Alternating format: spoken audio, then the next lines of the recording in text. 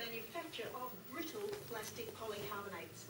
It's linked to a range of serious conditions, which has led 3 countries and many American states to ban it from food and beverage containers. But as campaigner